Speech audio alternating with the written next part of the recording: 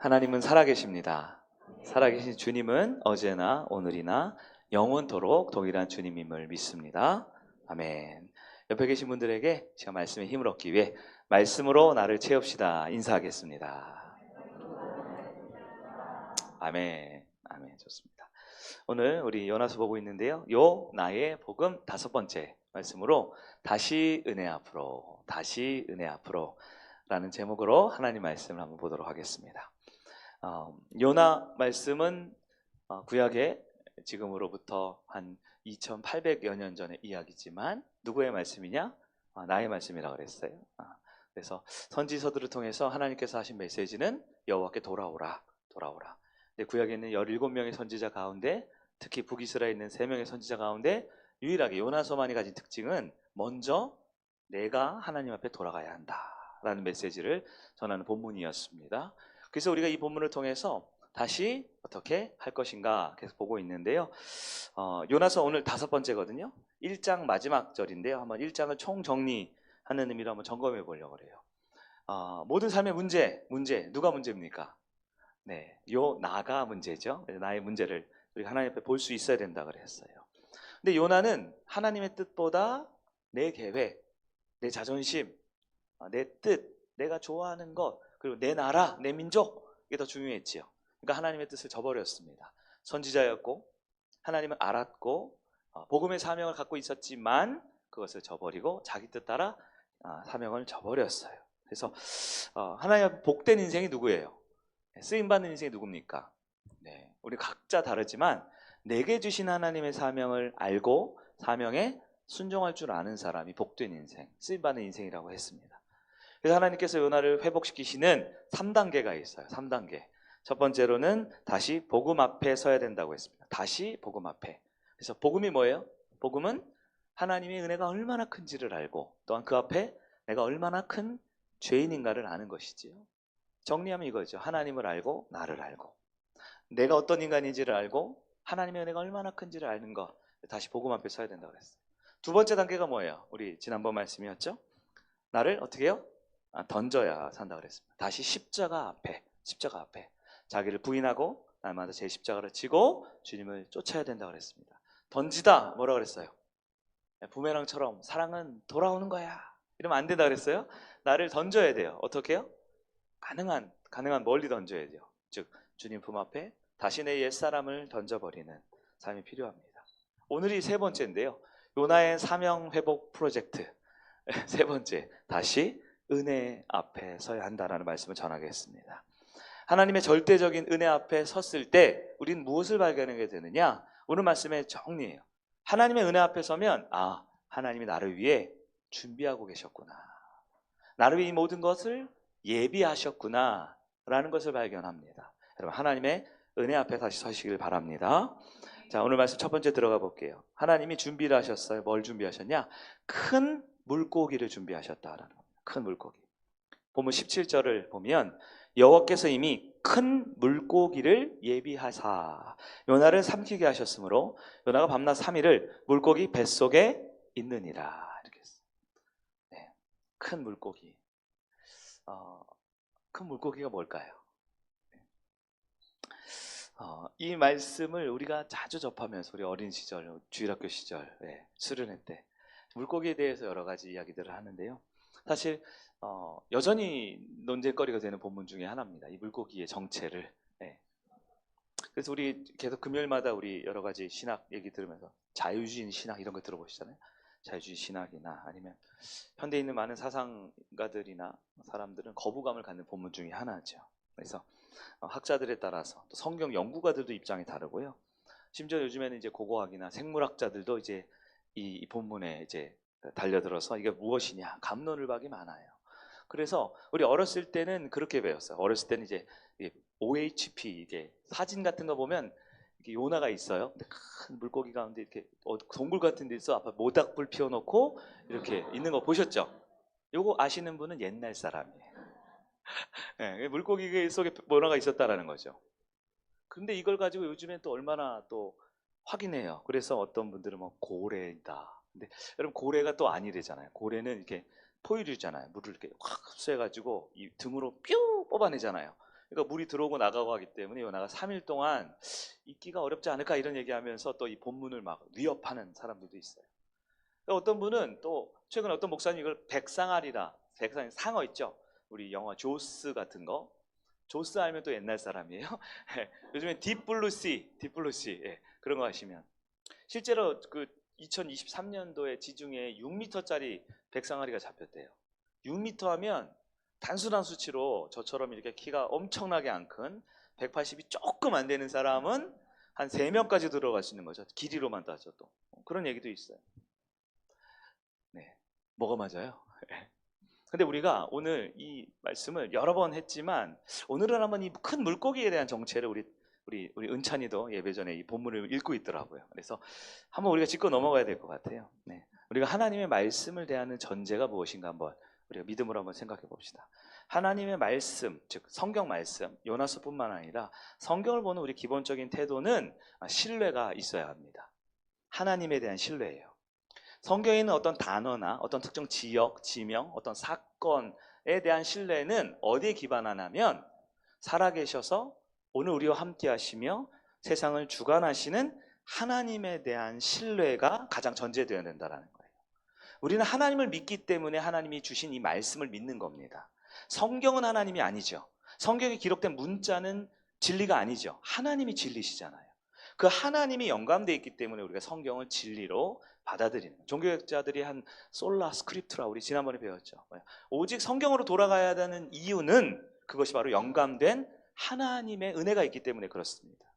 그렇기 때문에 우리가 말씀을 대할 때 기본 태도는 뭐냐? 무작정 믿어라 라는 것은요, 그 어떤 사건이나 지명이나 인물에 대한 신뢰가 아니지요. 우리는 아브라함을 믿는 게 아니잖아요. 다윗을 믿는 게 아니잖아요. 모세가 홍해를 건넜지만 홍해를 믿는 게 아니고 모세를 믿는 게 아니죠. 그러한 사람들도 그러한 바다도 주관하시는 하나님을 신뢰하는 것이 우리 그리스도인들의 가장 전제가 되어야 된다라는 거예요. 우리 신앙의 중심은 하나님이고 그 하나님 주신 말씀을 우리의 신앙의 기본으로 삼아야 되는 것이죠. 그래서 어떤 관점으로 성경을 우리가 해석하고 우리가 적용하지만 사실 엄밀하게 성경에 대한 기본적인 태도는 성경은 해석하거나 성경을 판단하는 것이 아니라 성경 기본적으로 신뢰와 순종의 대상이 되어야 되는 거예요.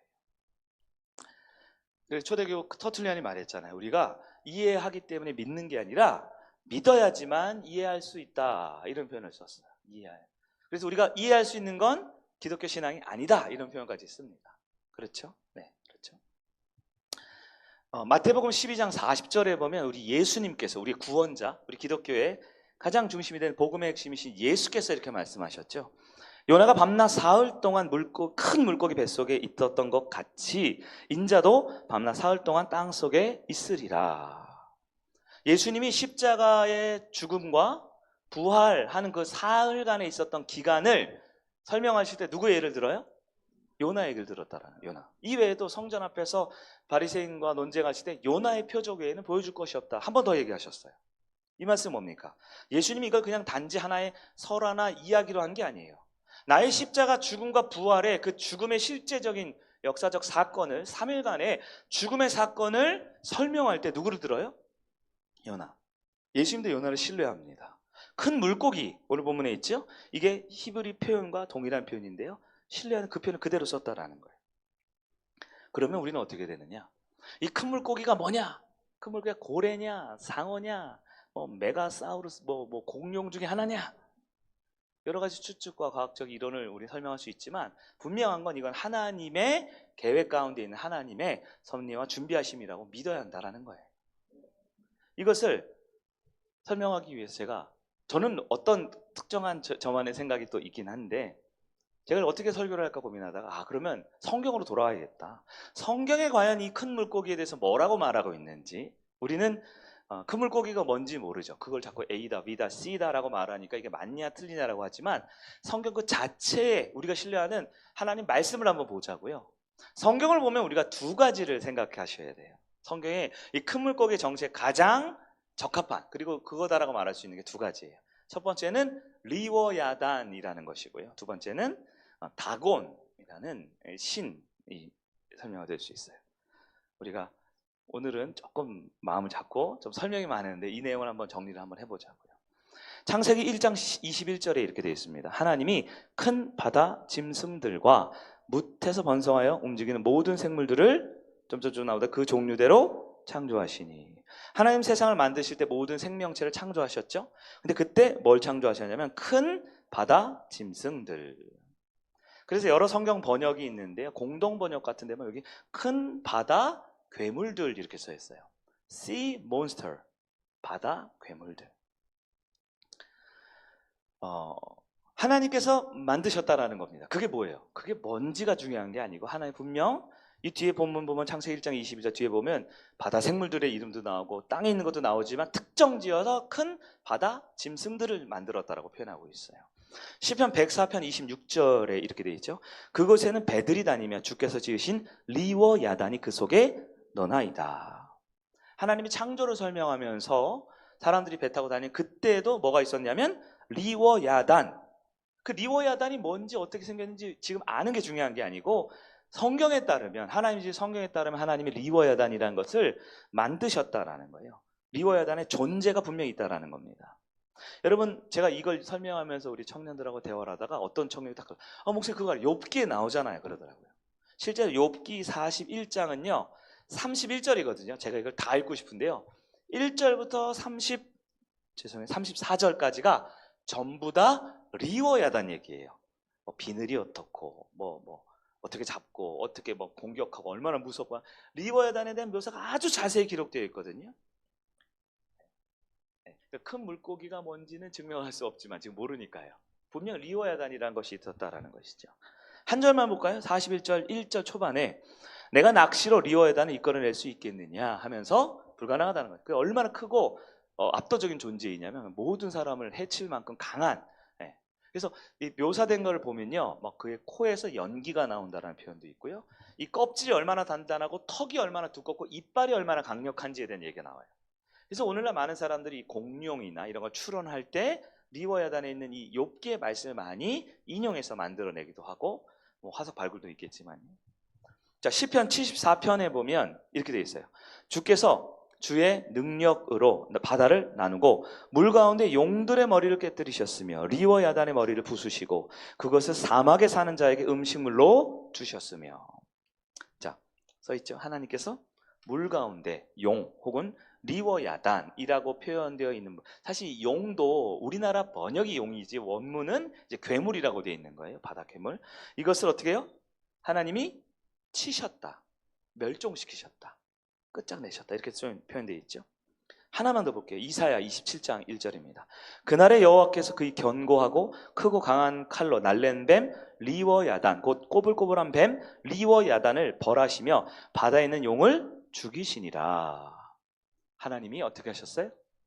죽이셨다, 심판하셨다.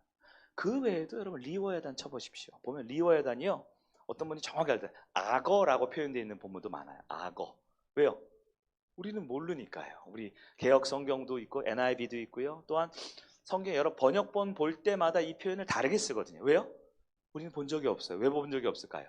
하나님이 치셨대요. 멸종시키셨다고 돼 있어요. 그러면 성경의 분명한 기록, 우리는 이 리워야단을 못 봤기 때문에 증명할 수 없지만 분명히 성경을 믿고 하나님을 믿는다면 하나님이 이러한 특정 존재를 만드셨고 때에 하나님의 때에 그 특정 존재를 치셨고 죽이셨고 멸종시켰다라는 걸 알 수 있어요. 우리가 보통 리워야단 뭐냐 그러면 공룡 혹은 주라기 월드 이런 거 생각하는데, 여러분 우리가 화석으로도 발견되는 공룡이라는 실체가 분명히 있죠. 근데 본 사람 아무도 없잖아요.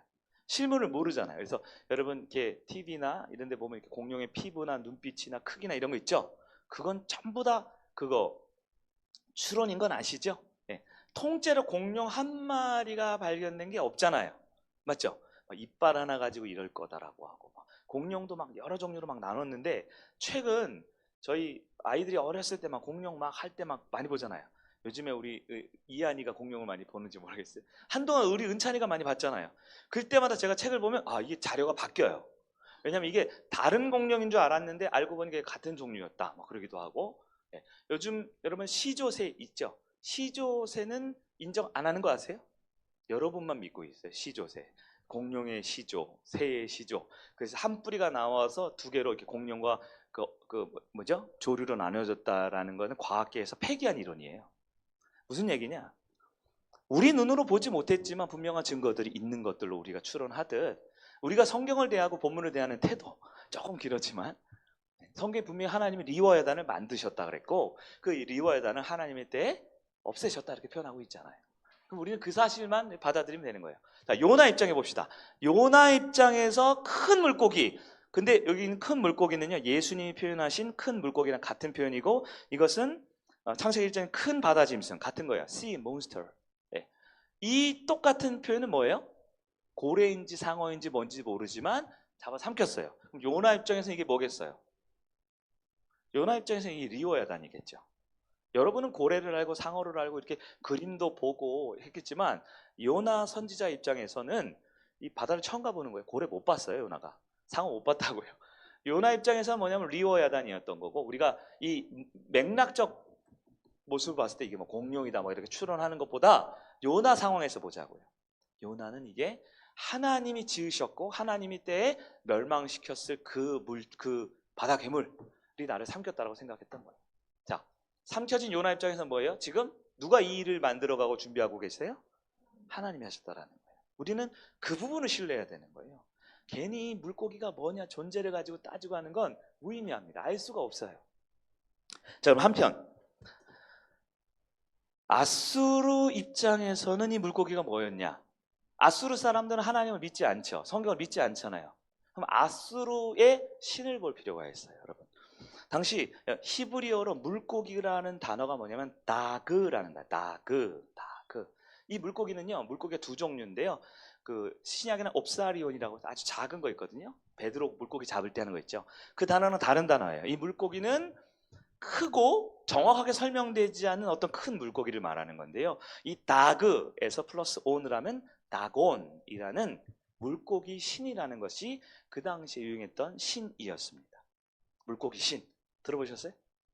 실제로 사무엘상 5장에 보면 나와요. 그리고 사사기에도 보면 삼손이 이렇게 막 블레셋 이렇게 할 때 그들 믿었던 신이 다곤 신이 무너졌다 이렇게 돼 있거든요. 다곤 신이 뭐냐면요, 반인 반어, 반쪽은 물고기 신이에요. 제가 힘들게 자료를 찾아봤거든요. 우리 준비되셨어요 혹시? 이미지를 한번 보여주시겠어요? 네, 요게 다곤 신입니다. 네, 요거는 조금 이렇게 합성해서 만든 것 같아요. 위에는 사람이고 밑에는 물고기. 여러분 땅보다 바다가 더 크고 위험하잖아요. 다음 사진이요. 여기 실제 출토되는 건데요. 반은 물고기. 약간 여러분 인어공주를 생각하셨는데 위에 험상 무슨 뭔가가 있죠? 네, 여기까지 보시겠습니다. 왜 중요하냐? 요나가 지금 회개를 하기 위해 사명을 향해 가야 되는 땅이 어느 나라예요? 아수르죠. 아수르의 수도가 니느웨잖아요. 이 아수르의 주신이 다곤신이었습니다. 요나 입장에서는 하나님이 지으신 리워 야단이 나를 삼켰고 니느웨 입장에서는 그 다곤신, 바다의 신, 물고기의 신이 요나를 했는데 어떻게 됐어요? 멀쩡하게 살아서 돌아왔다라는 것이 중요하다라는 거예요. 여러분, 지금 요나서 17절을 우리가 딱 주목해서 볼 필요가 있고 큰 물고기, 어떻게 보면 설화 같은 이야기지만 주목할 필요가 있는 게 절대적인 존재로부터 삼켜진 요나 입장이고요.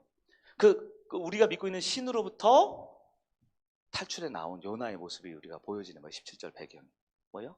우리 하나님이 준비를 하셨다라는 거예요. 17절 보면 여호와께서 이미 큰 물고기를 예비하셨다라고 합니다.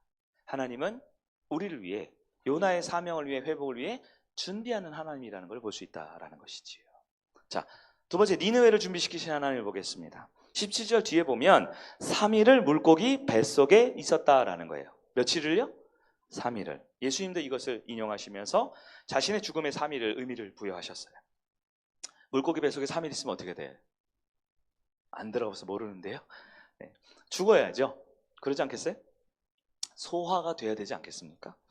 근데 어떻게 됐어요? 3일 후에 니느웨 앞바다에 떡하니 요나가 토해냈어요. 나타났다는 거예요. 요나의 사명을 위해 하나님의 준비하심의 결과죠. 하나님께서 하신 거예요. 이것이 바로 전화위복이라는 것입니다. 왜 전화위복이 돼요?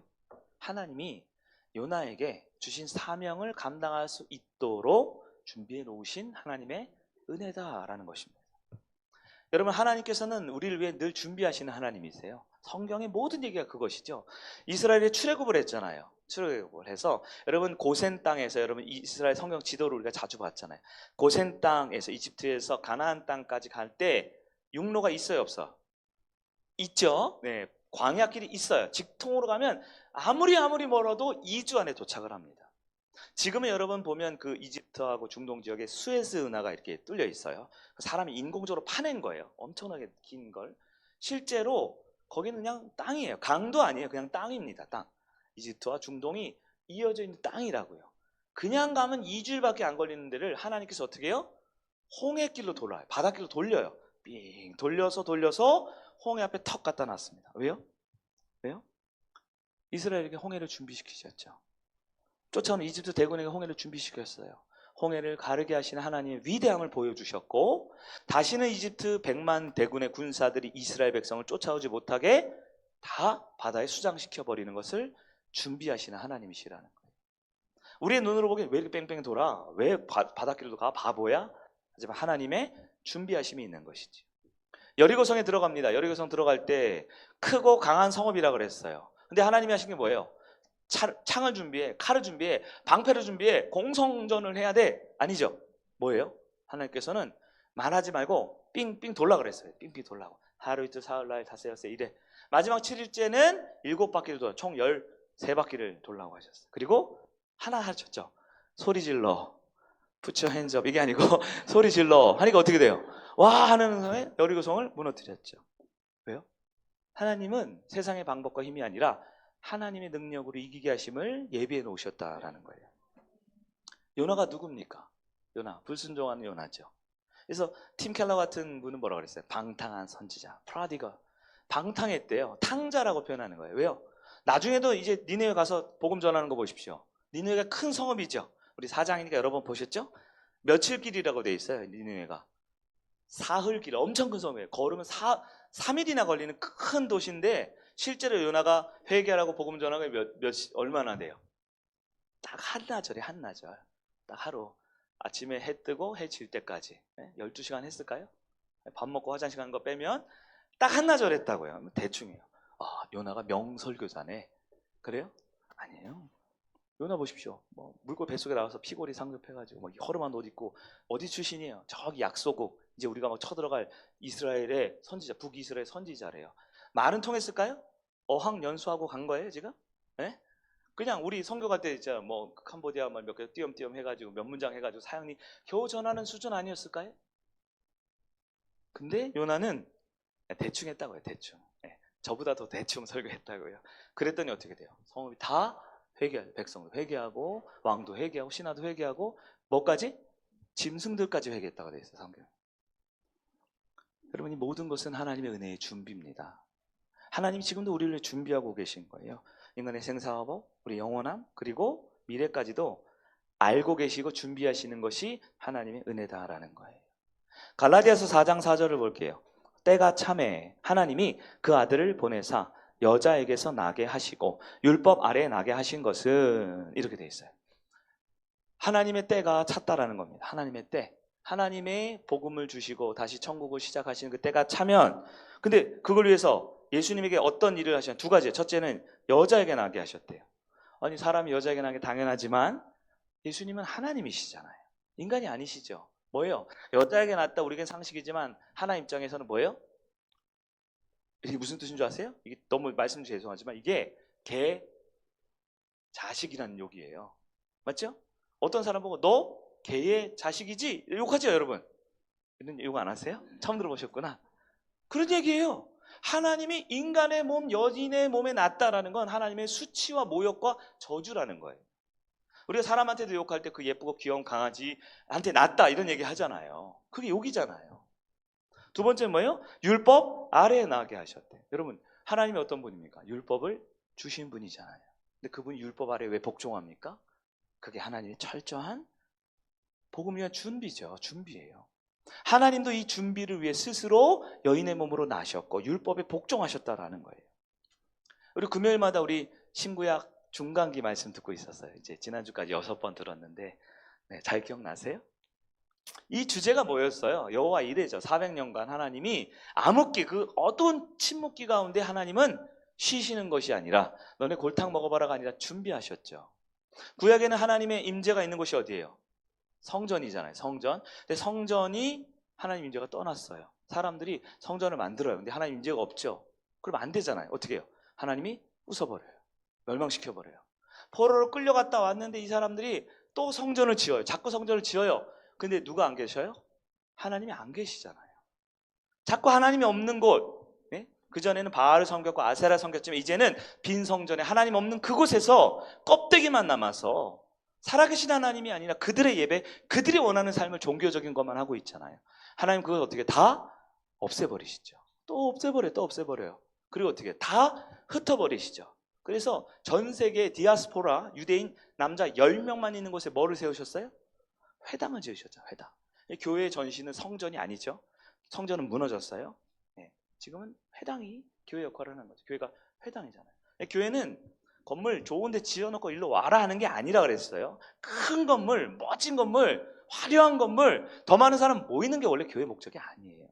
교회가 뭡니까? 교회는 회당에 뿌리를 두고 있죠. 우리는 가야 하는 거예요. 10명만 모였으면 가는 거예요. 교회는 개척하는 거고 새로운 도시가 생기면 가는 거고 사람들이 모였으면 가는 거예요.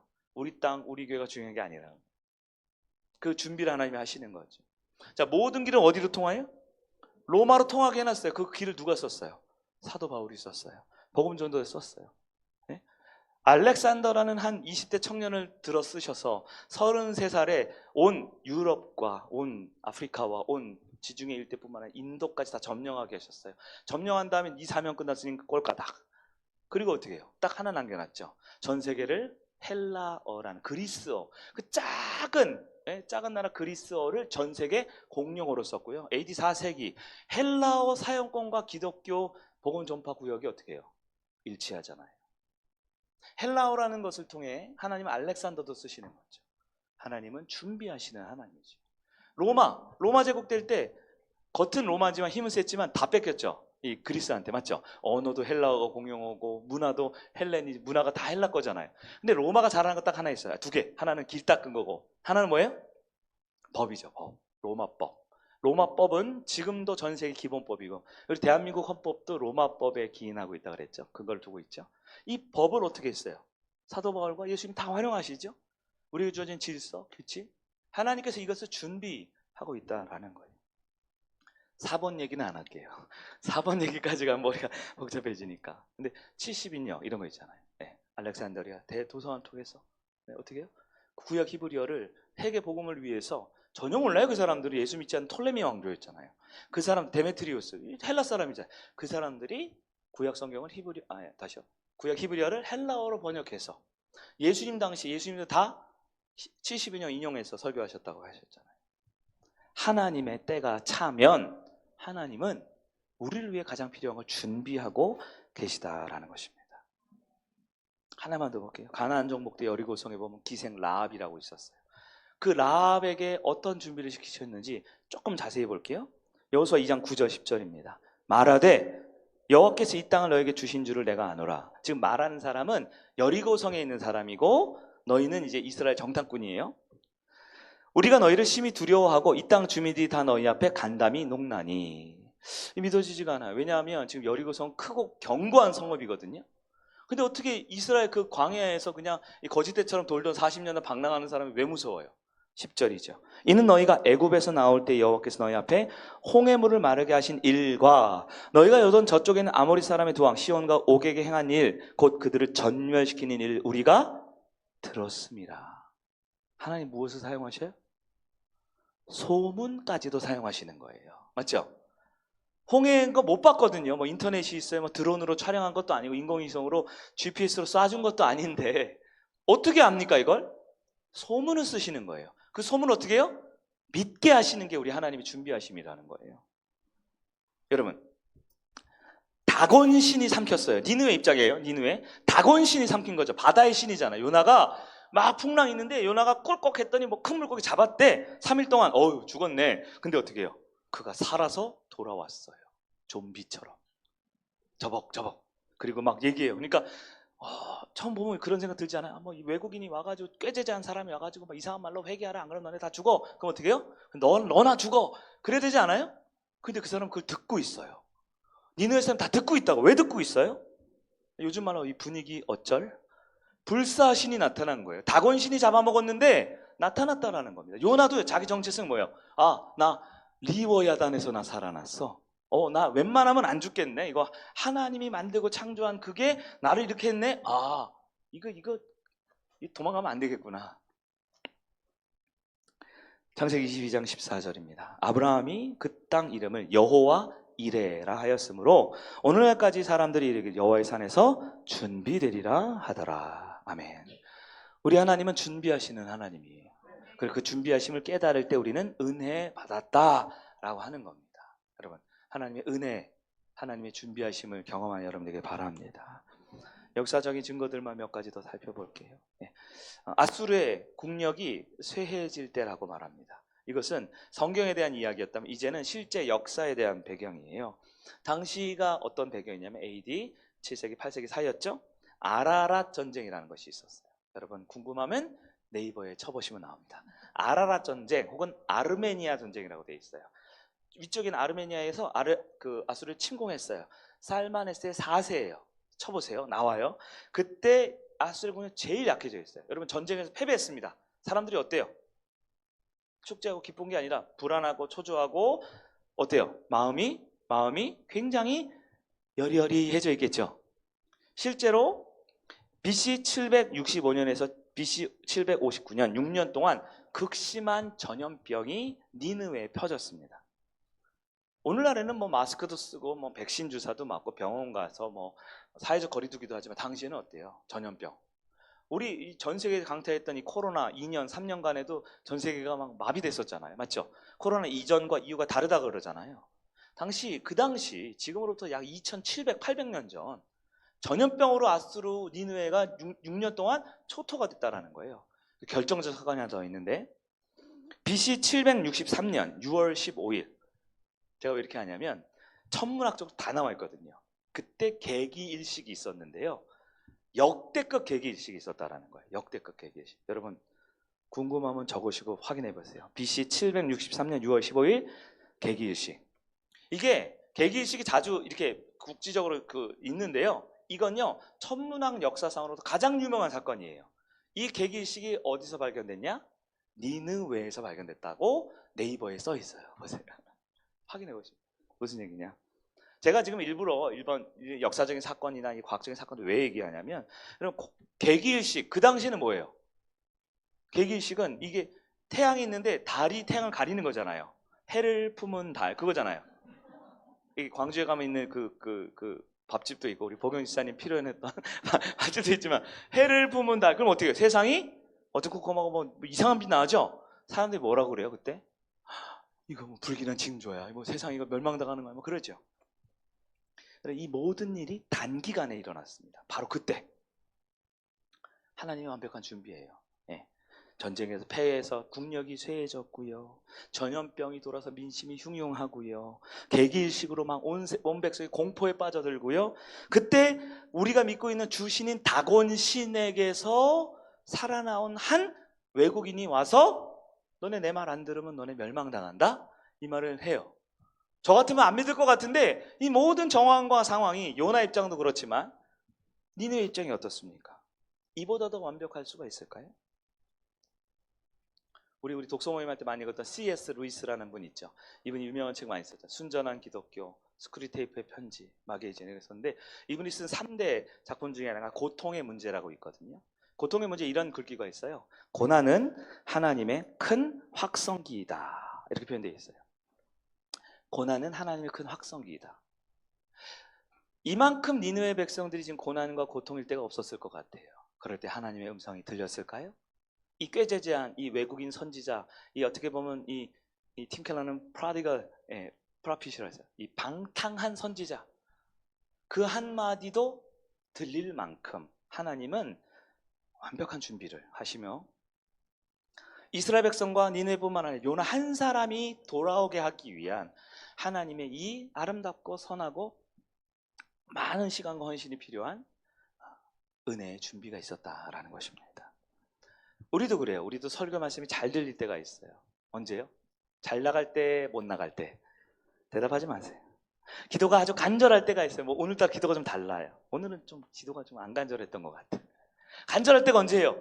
마음이 어렵고 힘들고 막 고통 중에 있고 큰 문제 앞에 어때요? 간절해지지 않나요? 하나님은 우리의 마음을 주관하시고요. 아까는 소문까지도 쓰시고요. 때로는 태양과 달, 대기일시, 맞죠? 전염병, 막 전쟁, 이 모든 것이 하나님께 속해 있죠. 전쟁은 나에게 속한 것 아니요 하나님께 속한 것이잖아요. 여러분, 다시 은혜 앞으로 나갈 때입니다. 하나님께서는 요나의 사명을 회복하기 위해서 요나에게 은혜를 주시기 위해서 이 많은 것들을 준비하시고 요나를 그 길로 인도하고 계셔요.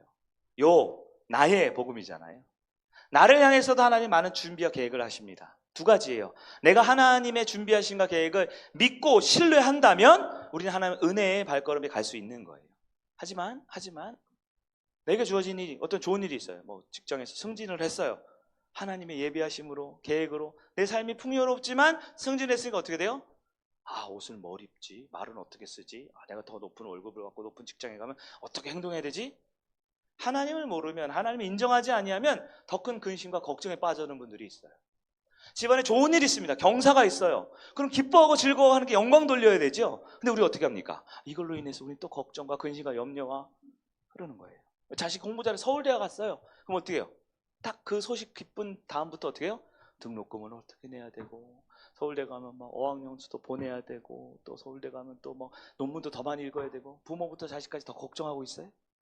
뭐예요? 여러분, 하나님의 예비하심과 하나님의 은혜에 대한 바른 우리의 표현은 감사로 나와야 되는 거예요. 은혜는 손에 안 잡히지요. 하나님 준비하신 은혜 보이지 않지만 우리는 그것을 하나님의 은혜가 내 안에 하나님의 준비하심으로 믿어질 때 우리는 감사로 표현해야 한다라는 것입니다. 여러분, 이번 한 주간 또 막막하고 답답하고 두려운 가운데 있어요. 어쩌면 물고기 뱃속에 여전히 뱃속에 다니엘과 같은 사자 굴 속에 있는 내 모습이 있지 않을까요? 그러나 우리는 하나님을 신뢰해야 됩니다. 물고기를 믿지 마세요. 리오야단이 뭐고 주라기 월드가 뭐고 그게 중요한 게 아니에요. 우리가 믿고 신뢰하는 분은 우리를 사랑하셔서 세상을 만드시고 나를 이 모든 것을 다스리시고 심지어 전쟁과 소문과 사람의 마음과 감정까지도 주관하시는 하나님을 신뢰하는 것이 우리 신앙의 근본이 된다라는 거예요. 그 하나님을 신뢰할 때 하나님이 나를 위한 준비하심을 믿고 하나님의 은혜의 발걸음을 가는 여러분에게 축복합니다. 말씀을 정리하겠습니다. 그래서 이것을 한마디로 뭐라 그러면 여호와 이레라고 하는 거예요. 하나님이 우리를 위해 준비하셨다라는 것입니다. 여러분, 하나님이 나를 위해 준비하심을 믿으시기 바랍니다. 아직 불을 끄면 안 되는데 준비를 너무 철저히 하셨어. 까먹었잖아요. 마치겠습니다. 우리 하나님의 그 준비하심을 믿고 신뢰하며 주와 함께 동행하는 여러분들에게 축복합니다. 우리 자리에 일어나셔서 우리 찬양하면서 하나님을 바라보겠습니다.